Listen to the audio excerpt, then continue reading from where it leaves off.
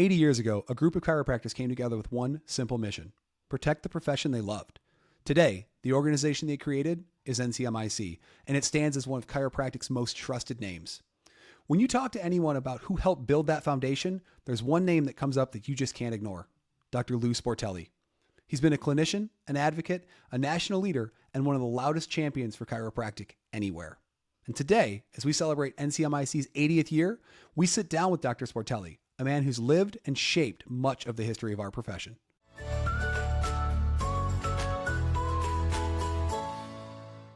Welcome to a new season here of Chiropractical. I'm your host, Jon Kec, and today we're honored to be joined by someone whose fingerprints are all over the modern chiropractic landscape, Dr. Lou Sportelli. As NCMIC enters its 80th year, it feels only fitting that we sit down with someone who's not only seen the profession evolve, but actually helped do it. Dr. Sportelli, thank you so much for joining us here on Chiropractical. My pleasure. Let's dive in. You've seen a lot. You've been involved in a lot. So I want to go all the way back to the beginning to get us started. This year, 2026, is NCMIC's 80th year. But let's go back again to that first year, 1946. Now, I know you weren't necessarily in practice and as deeply involved as you are today then, but what can you tell us about kind of the landscape at the time and how NCMIC really came to be? What was the need? Well, the need was as the profession was gaining licensure in some of the states. We were, probably about 50% in the 40s of licensure. There came a need for obviously malpractice insurance among all professions. Not that it was a big deal back then. I mean, malpractice was kind of unheard of, but it still was required. And so when the profession started to look at legitimate insurance companies that were operating at the time, they were refused to provide that kind of coverage. And so the only option was a group of chiropractors got together in Iowa and basically decided that let's form our own company. And since malpractice wasn't a big deal, the cost was low, the infrastructure was not demanding, and so NCMIC got started out of a sense of need, but that wasn't being filled by any other group. I'm gonna ask you an on-the-spot question, and it's okay if you say you don't know, but when that first started, that initial group of doctors, how big are we talking? Oh, I would imagine a couple thousand. I don't think there was a not a big deal. I can go back and check that, but I doubt seriously if there was a big deal. It was just it was almost like every other thing that was demanded of the profession. Here was a requirement that somebody imposed, and it had to be filled, just like accreditation and licensure and all of those things that were demands on the profession that they had to comply with. Let's fast forward a little bit. Now, jog my memory. Your first year in practice was what? 1963, I became a license started my practice in 1963 and became a policy holder of NCMIC in 1963. So I've been a long time policy holder. What's changed both, again, in the profession and also, I guess, the profession's perception of NCMIC? What did you hear coming out of school? What was that like? Well, when I came out of school, I mean, there really was no other option. It was NCMIC was there. It was available. There almost were no other competitive companies at the time, just simply because it wasn't that big a deal. It wasn't a thriving business where there were, tens of thousands of policyholders. So CMIC was, even back then, was well known within the profession as the malpractice carrier. So it really was one of those things where you graduated from school and you became licensed, and then you had NCMIC as your malpractice carrier. Do you remember kind of your onboarding? What was the process like? Zero. It was a by mail type thing. You get your premium notice, and first you applied, and then you became a policyholder, and then after that you got your notice in the mail saying you owe your $60 or whatever it is for your annual premium. You sent it back, and that was it. Well, Common substance, there was not much more than that back in the 60s. Yeah, I'm sure there's not a a small number of people who wish it was still that, not that it's difficult. I don't mean that, but that it was that simple still today. Well, it kind of is with NCMIC. I mean, we haven't Yeah. very much, but what we've done is add an enormous amount of additional things. Chiropractic was the growth of NCMIC, was essentially they provided what almost nobody else wanted to provide. Yeah, absolutely. That's how NCMIC, just kind of grew to the company it is today, is because it found a need and then filled it. Well, let's go there then. I think that's a great next thing to talk about, the growth of NCMIC. So you've seen what, 63 of the 80 years firsthand. What kind of things did you see change? How did NCMIC really influence and help stabilize the profession as it's grown over the last 80 years? Well, I'm going to be a little biased here, and that is the reason I got into NCMIC to begin with in the early 90s was because I was sort of unhappy with essentially the plethora of services they were providing. They had one product, and that was it. But my involvement from 1963 to 1990 was essentially as a practitioner, and I knew what the profession needed. I mean, bottom line is the profession, if you were a chiropractor, you walked into a bank, you didn't get the red carpet rolled out for you. The chiropractor was essentially not a good risk if you were a banker. So we needed some things like loans for equipment. We needed coverage for a whole other group of insurance coverages. So almost nothing was easy for the profession, all during the growth of the profession. So NCMIC came in and filled a need, a void, and one of the things that it recognized was that the institutions, the colleges, were not essentially teaching sort of a business side. They taught the clinical side, but they didn't teach you how to be successful. And there's a big difference between being a successful practitioner and being a good clinician. And so NCMIC started back in the 80s to be what they called starting into practice. So we went into every single college of chiropractic and basically taught 8 to 12 hours worth of starting into practice fundamentals, how to be successful, how to look for a location, what to do when you got in there, how to get involved in your community, the methods to be educating your patients, the whole gamut of what makes a practitioner successful, we were teaching at the colleges. And after we did that for almost a decade, the colleges themselves began to create starting into practice programs. And so now ours is still going on, but it is at a different, higher level. Some of the fundamentals are being taken care of by the courses in the colleges. And so doing that starting into practice concept at a higher level.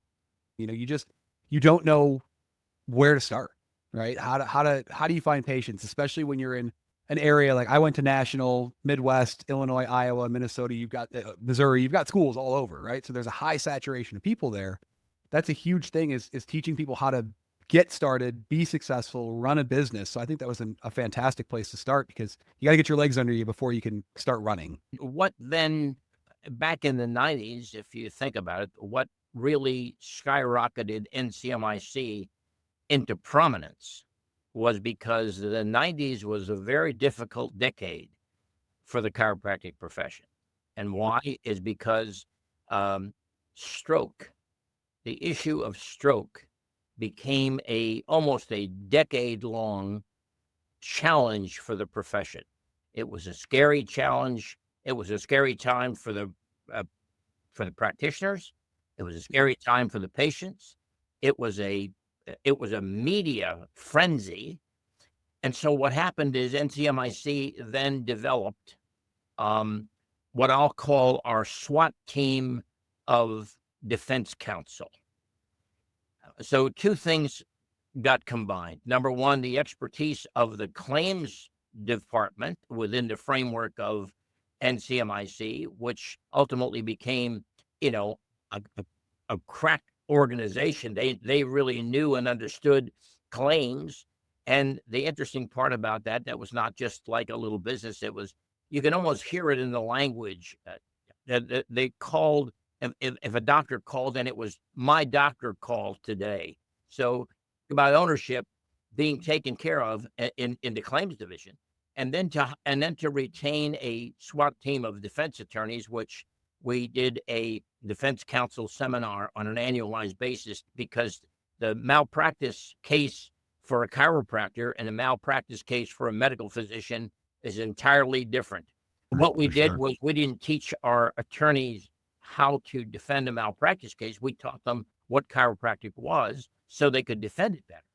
And so the overarching feeling was that if I'm a NCMIC policyholder, I'm in good hands. I feel secure. I know that this company is going to go to bat for me. And I think that sentiment still prevails today. I think people, matter of fact, when seminars and so forth are there, and some of our people from NCMIC go, doctors come up to them and say, I've been in practice with you for 30 years, or I'm 26 years, 38 years. Well, they say, how do you know that? Well, because they started with NCMIC when they started practicing, and that's comfort level. So when you can feel that secure with a company, and that's why NCMIC's stability and recognition and reputation it within the profession survives. One thing I want to make sure we talk about, today, our motto is we take care of our own. And that message has grown and developed over the 80 years. You've given us some background on that with the Starting into Practice program, trying to find financial support for practices. But what does that message mean in your mind for new doctors coming out and for doctors in practice today? And where do you maybe see that best way for NCMIC to continue taking care of our own into the future?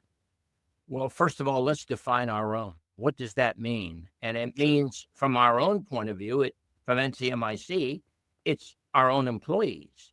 Because if you don't have, matter of fact, I recall reading a book that our customers come second. And I thought that was an intriguing title to the book. And what did he mean? Well, what he meant was, if you don't take care of your employees, sure, they will not take care of your customers. And so NCMIC started with an employee culture. There's a culture at NCMIC that I just simply love, because it's NCMIC taking care of its employees. Then the second thing, what do we mean by taking care of our own? Well, I can tell you that back in the early 90s, and just a little history here, the prevailing situation in many companies, if there were claims, it was far easier to settle a spurious claim for $10,000 or $50,000 than it was. That's what it cost them to open a file. Yeah. So that was the prevailing wisdom at the time. Let's get rid of it. Well, in the early 90s, NCMIC drew a line in the sand, and they basically said, we are not going to settle any claim that is not meritorious. Okay. So we drew a line in the sand, and they said, we'd rather spend $100,000 in a legal defense fee than we would to spend $10,000 on a claim that's unjustified. Sure. When we drew a line in the sand back in the 90s, I mean, you can tell that plaintiffs' attorneys knew that if you were going to sue one of our policyholders, you better be prepared to go to the mat. And it took 4 or 5 years for that mindset to occur, and that's where we are today. NCMIC takes care of our own at the time when the chiropractor is at the most vulnerable time in their entire practice, when they get sued. Sure. So the vulnerability is there, and so NCMIC basically walks with them, holds their hand through the entire process, and they know they have the finest defense counsel and the finest claims that they could possibly have at this traumatic. I mean, it really is a trauma. Absolutely, I'm sure. Practitioner, and somebody sues you, it is seriously traumatic. And so we try to take care of that doctor in every way we can, from the legal aspect to the psychological aspect. I don't think there's any way you can really truly explain that until you've gone through it. But once you've gone through it, there's no replacement for that, because there is so much more that's going on in a claim, right? Because you've got your life side of things, you've got your practice side of things, you've got the stress that all of that married together causes. And I think a lot of people would look at that and go, you guys want to settle it? You just want to pay to make it go away? Great, let's do that.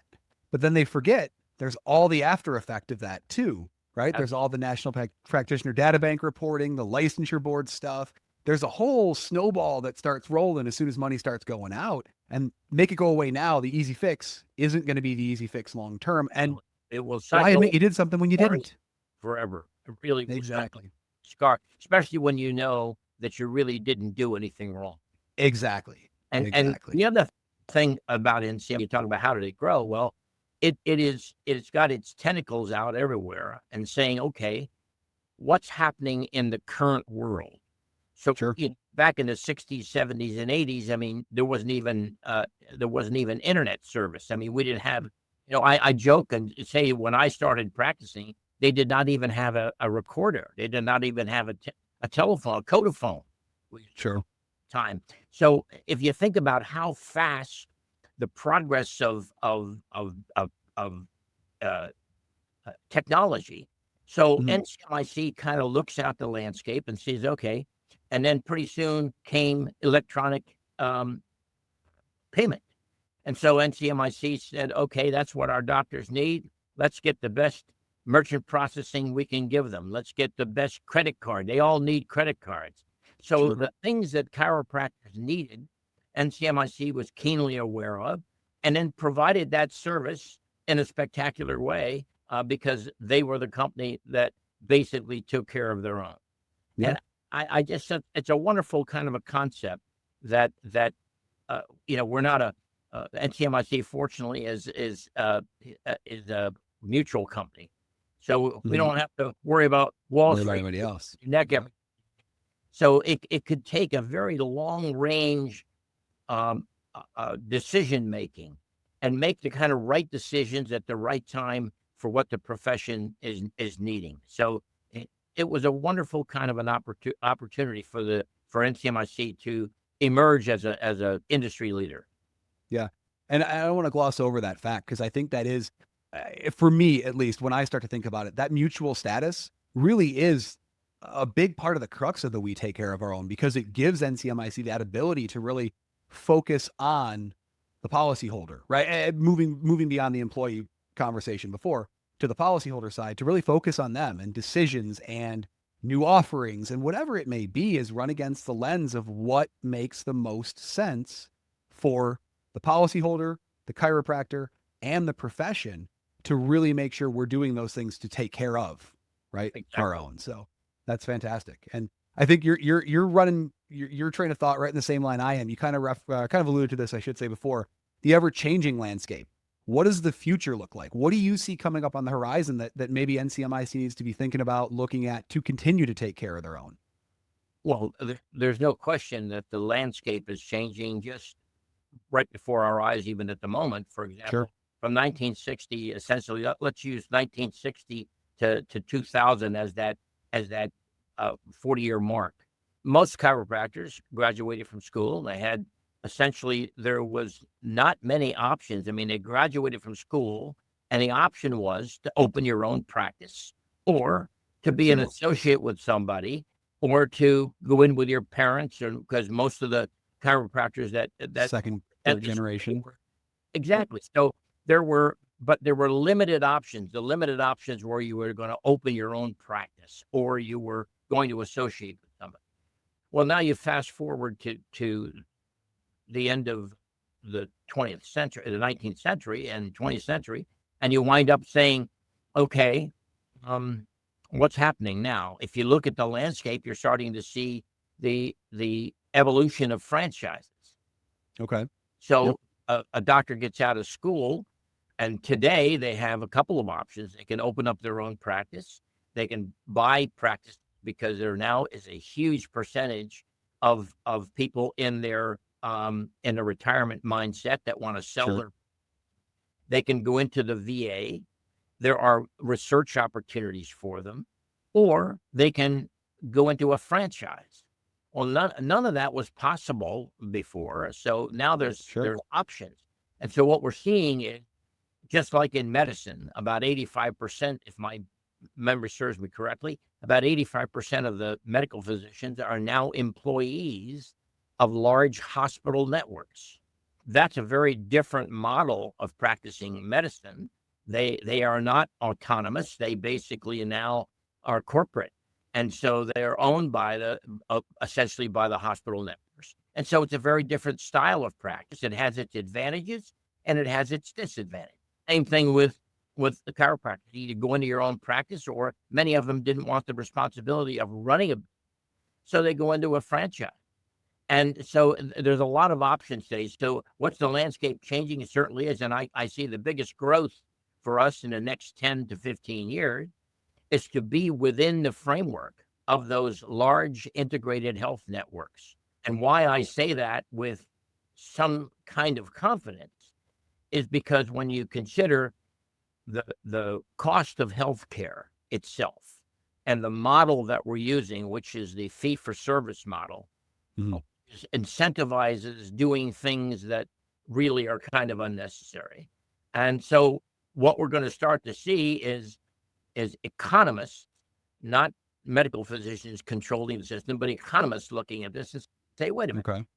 Way when you just consider musculoskeletal, for example, and forget about 50% of the cases are of a musculoskeletal nature. Now we know that the outcome often depends on which provider you see as to whether not only the cost but the outcome.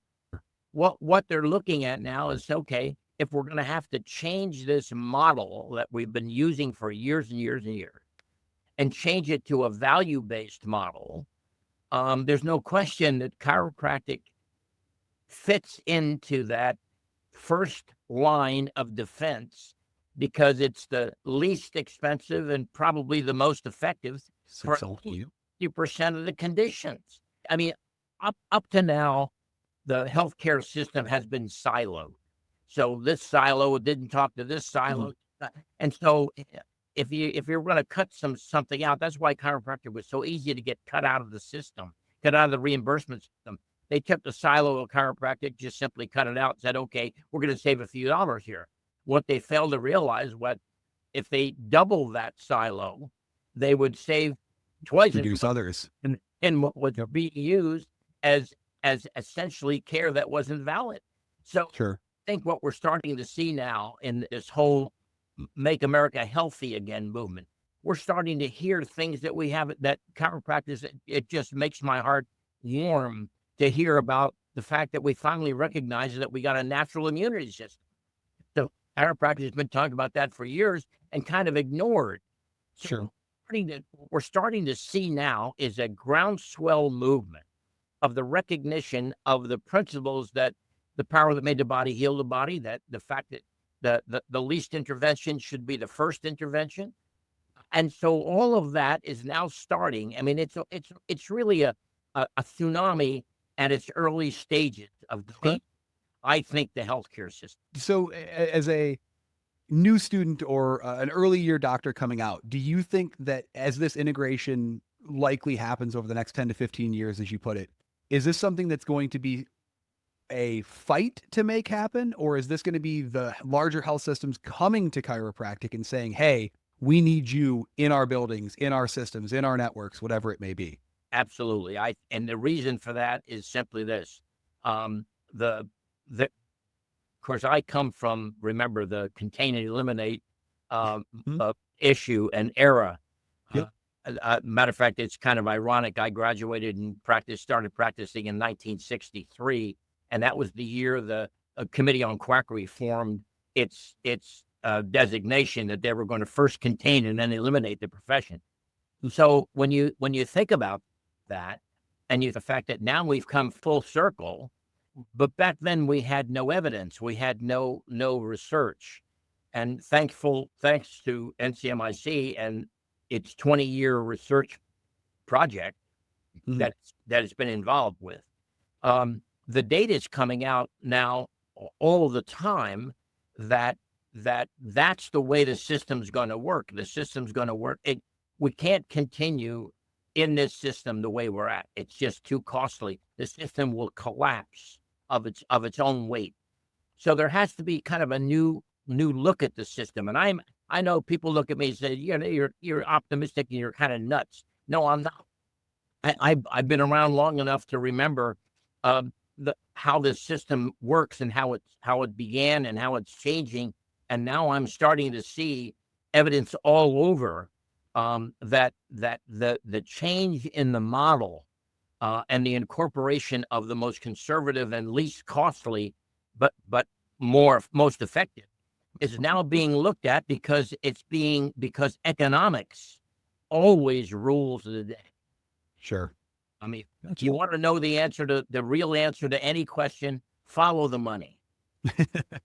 Fortunately and unfortunately, that is. But yeah, it is definitely a big driver. Well, that's exciting to hear, because I know, I know there's been a lot of, since I came out in I don't even remember anymore, 2014, I guess. There's been a lot of conversation around, early, some doctors doing integrative stuff with hospital facilities, that first doctor in the health system in this town or whatever it may have been.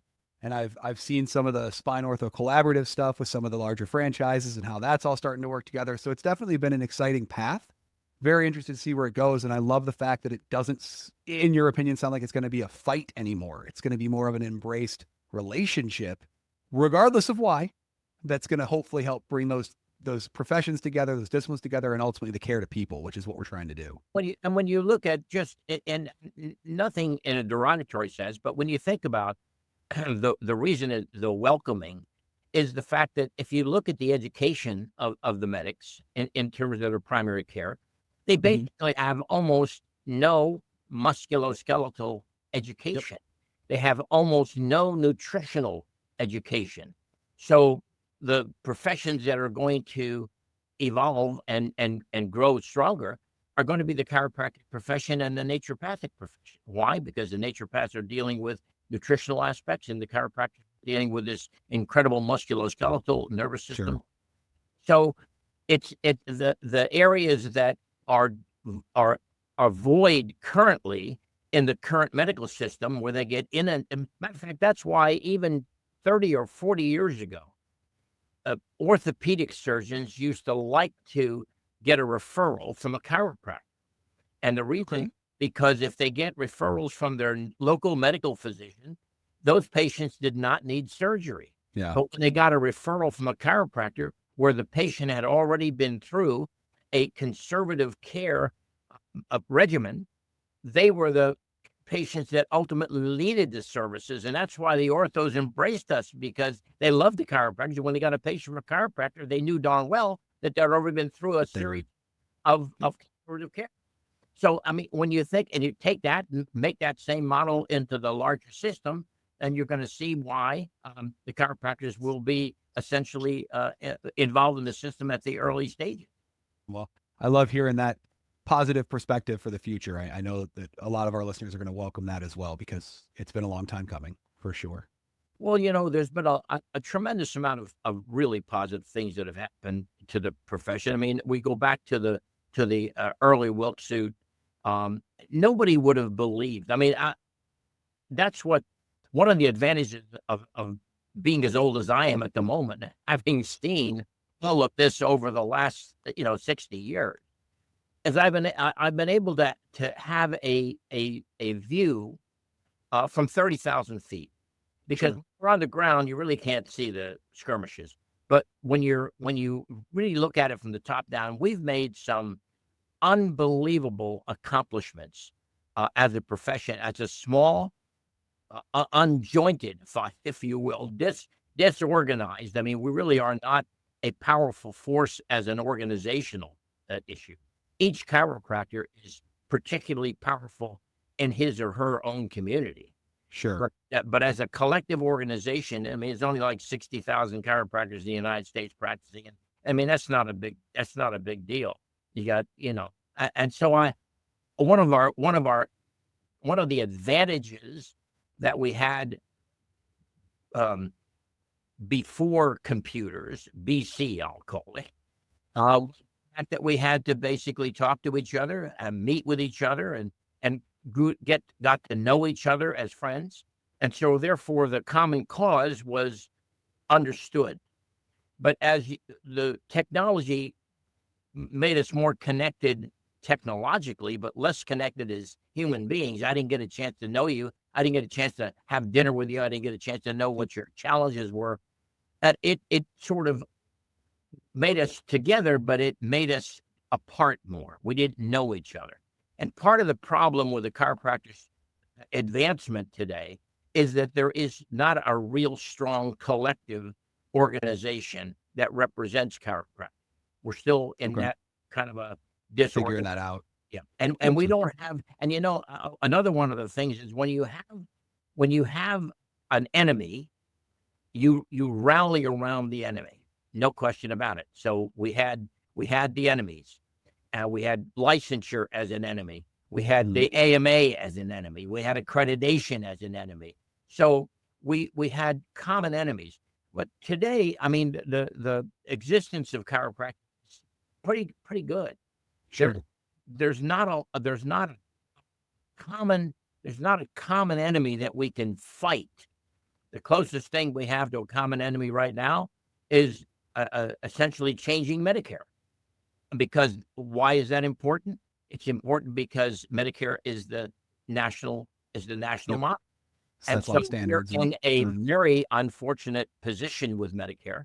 So we've got to come together in some way, shape, or form and get that archaic language that's essentially been an albatross around the profession's neck for essentially 60 years, and get it off our back. But to rally the individual DCs to a common cause is as big a challenge as we've ever had. When you look back at all that stuff, everything you've done as a clinician, as the leader of a company, as a board member focused on furthering the profession, what would you like to look back on your time as and say, hey, this was what I did. This is how I've impacted the profession, the people I've touched, whatever it is. What do you want people to really remember about your time in the chiropractic profession? Well, I hope that they will look at the track record and say, he helped to advance the profession. I think, when you go through life and you go through all of these issues and all of these challenges, you really don't think about either the success or the failure of what you're doing. You're just concentrating on what the hell you're doing at the moment. The next step. You look at it retrospectively and you say, and I think part of what drives me and what has driven me from the time I entered chiropractic until today is the injustice. I think injustice has been one of the things that motivates me every single day. There is injustice to this profession that needs to be corrected. And I was hoping that in some way, shape, or form, I was a champion of that injustice. And I basically, I have an email that I use, and at the end of my email, I say, happiness is finding yourself in a cause that is greater than yourself. And I think that is kind of what kept me going all the time. And I basically felt that I was at least making some difference. And I was at least focused on challenging and changing the injustice. The NCMIC, in my view, prejudice as it is, has been this singular biggest factor in the advancement of this profession, barring none. There are things that NCMIC has done that will probably never be revealed, simply because it was never a desire for NCMIC to claim credit. So they participated and supported almost every endeavor that's advanced this profession, and I couldn't be any prouder of the company. Let me just say thank you, because I know as a newer doctor, right, in the profession, I didn't have to deal with a lot of the things that I could have because of people like you all the people that came before us. So I appreciate anything and everything that you did, big, small, that you've forgotten about or not, throughout your time in all of those roles, because they have been immensely helpful to people like myself, the profession in general.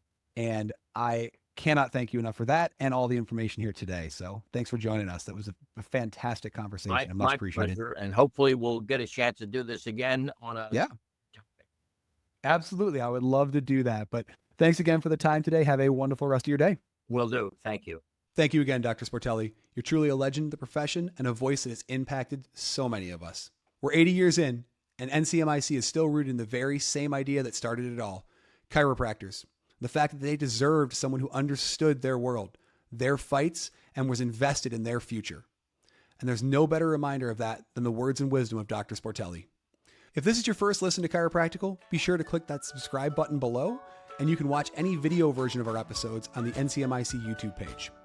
You can also connect with us at askncmic@ncmic.com or reach me directly at jkec@ncmic.com. Thank you so much for joining us today. I'm Jon Kec, and this has been Chiropractical.